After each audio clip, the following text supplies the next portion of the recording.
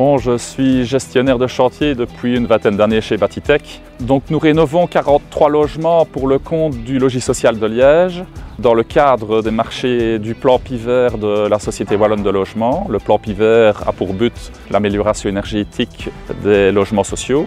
Une partie importante du chantier est consacrée aux rénovations des façades.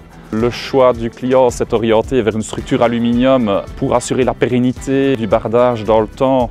Donc, de ce fait, notre choix a été évident, c'est porté sur Etanco, dont l'expertise n'est plus à démontrer dans le domaine.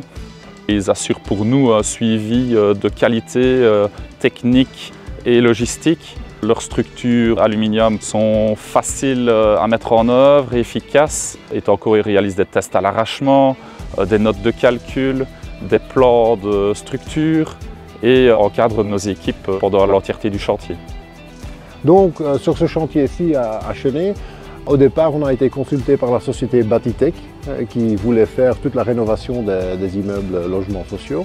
De base, nous avons toujours une équerre avec une rupture thermique qui est nécessaire effectivement pour la PEB. L'équerre est prévue de pince clips, qui a un gros avantage lorsqu'on va mettre le profilé, c'est qu'effectivement on peut régler aisément.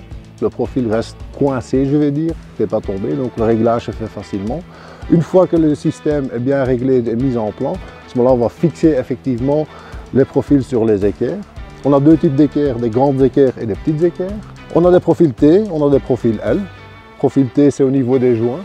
Les joints verticaux que vous allez voir, les profils L se mettent en zone, je vais dire, intermédiaire, où effectivement le panneau sera fixé dessus, dans ce cas-ci, avec du rivetage.